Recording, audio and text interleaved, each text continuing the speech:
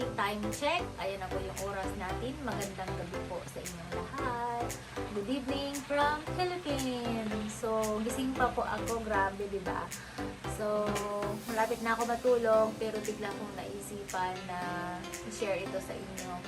So, kakatapos ko lang mag-rest back sa sa mga nag-comment sa aking videos and thank you po sa inyong lahat. So, for now, share ko muna sa inyo yung aking bagong iniinom na masarap.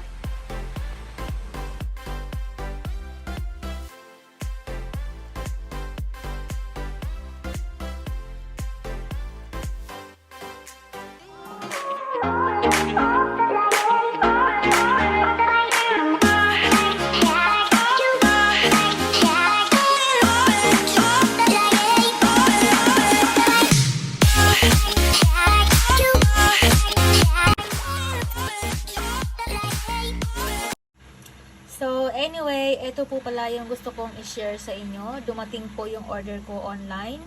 Ito siya, ganito siya yung itsura niya. And ang pangalan niya ay Red Juice Plus with Garcinia Cambogia and L-Carnitine. Organic Superfood Powder Juice, 7 sachet, 15 grams. So, Premium Herbs Corporation. So, ang laman po ng isang box ay 7 sachet. And as you can see on the box, yan po yung kiniklaim nila na ingredients nung juice na to. So, yung isa, nabuksan ko na and nakainom na ako ng isang sachet. Yung pangalawa na sachet ay kakatimpla ko lang, nilagay ko sa freezer para baon ko bukas sa tindahan. So, ayan. So, ayan po yung itsura sa loob. 7 sachet. Yung isa na itapo na. And, ganyan yung, ito yung pinaglagyan ng isang sachet na natimpla ko na. So, ayan. Organic Superfood Powder Juice. So, ang lasa po niya, masarap.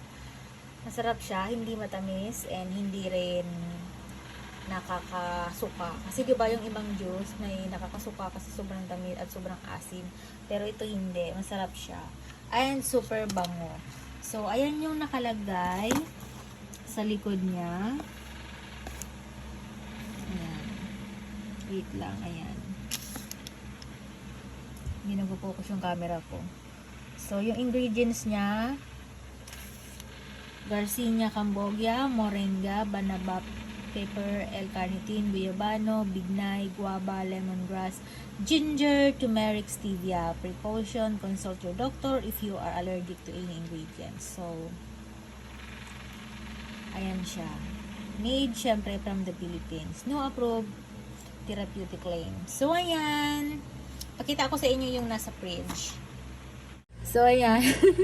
Punong-puno dito yung sa little fridge namin. Kasi ito yung mga binabaon ko sa tindahan na pinoprozen ko na DIY ko na yung pinaglagyan ng Sprite. Nilalagyan ko siya ng tubig at nilalagay ko siya sa freezer para maging frozen. So, pag binaon ko siya bukas sa tindahan, umaabot siya hanggang mga 2:00 ng hapon. Malamig pa siya kasi kusa siyang natutunaw and then yung every time na matutunaw siya, yun yung iniinom ko. And syempre, may baon akong tubig din na hindi malamig. So, ito yung pang refreshing ko lang. So, ayun yung aking red juice. So, ayan. Wait lang, kunin ko siya. So, ayan. Ayan po yung aking pinapa-frozen na juice. Ayan, kulay red siya and ang ganda ng aking glass. Mababasagin po yan, ayan. And ano na siya, malamig na malamig. So bukas, sigurado ako, frozen na siya. So, ang sarap na inumin kapag sobrang lamig. So, yan siya.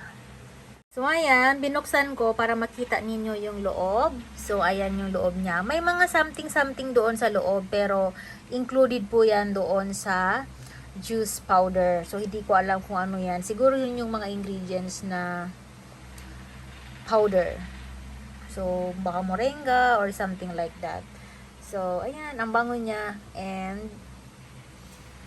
masarap siya. Nagustuhan ko siya. So, ayan. Ayan lang po yung aking simple na gusto kong i-share sa inyo kahit hating gabi na. Wala lang. Gusto ko lang i-share. Dahil baka yung iba sa inyo mahilig din sa mga juices, and then maybe you can try this one. So, nabili ko to online, and ang presyo niya ay, magkano ba yun? Basta itong dalawang to, nasa 200, kulang-kulang 300 pesos. So, that's it for now, everyone, my vlog. Matutulog na ako, and salamat sa inyong panonood.